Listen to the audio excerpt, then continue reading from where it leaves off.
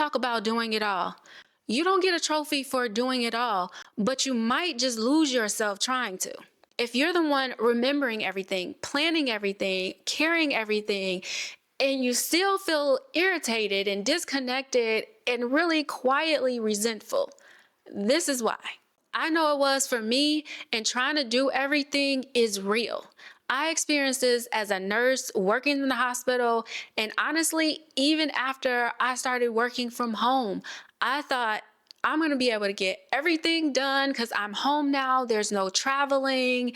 That wasn't the case. I had to question myself, like, why can't you get things done? And why are you still so tired? You don't even have to leave the house.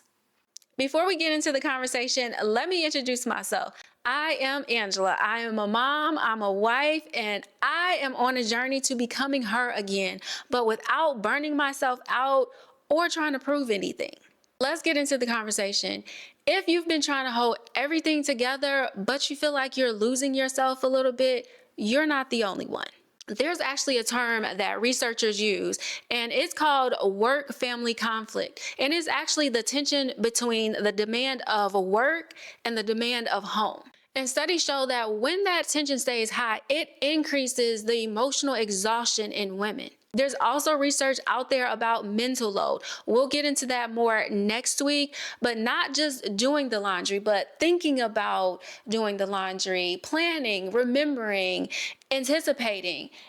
Women tend to carry most of this. So when you say you're tired, your brain is actually tired too. For me, doing it all looked like washing, folding, cleaning the house, cooking, and still trying to be present. I was doing so much, but nothing actually felt done. We were still eating out a lot. The house never actually felt completely clean. And God forbid, someone came to my house unexpectedly. By the time evening came, I didn't want to talk. I just wanted to scroll on my phone and be by myself. But I started to feel something that I didn't like. I could feel resentment just growing. I was just looking around like everybody else is living their life, and I'm tired all the time. I could see how it started to affect my marriage. Physically, I was there, but mentally, I was checked out and I was too tired to connect. I didn't want my kids to think that this is how you're supposed to respond when you're overwhelmed, or that love is exhaustion and being irritated all the time, because that's not what it is. I also didn't want to be the person that resented this life that I prayed for. But that's the belief that's going to cost us. There are studies that show when women carry high work and caregiver demand without relief, it impacts their physical and mental health over time. I don't know where we as women learned this, but somehow we tied doing it all to being a good wife and being a good mom. Like, if you're not tired, you didn't do enough for the day. So don't let anybody make you feel guilty about you prayed for the family, the kids, and now you're feeling burnt out. This isn't about being busy. This is about sustainability. Is this a life that you can sustain for a long time? And this is where it changed for me, because I had to admit that I needed help, and that's okay. It's not because I'm failing, but because I can't just carry everything alone. We hired a cleaning service once a month, and that is the best thing that we could have done. It's not because we couldn't clean the house, but once a month, I just needed a reset. I needed a break. I needed to know that my house wasn't just spiraling out of control while I was trying to handle everything else. Of course, we still cleaned during the month, but once a month, that deep cleaning was a breath of fresh air.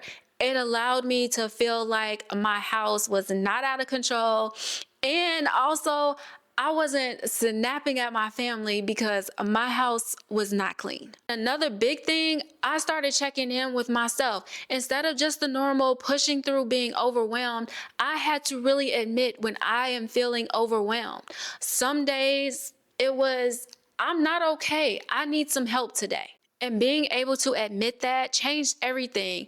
I remember my husband put some meat on the grill and I made the sides, but something so simple, I immediately felt like I wasn't just solely responsible for dinner.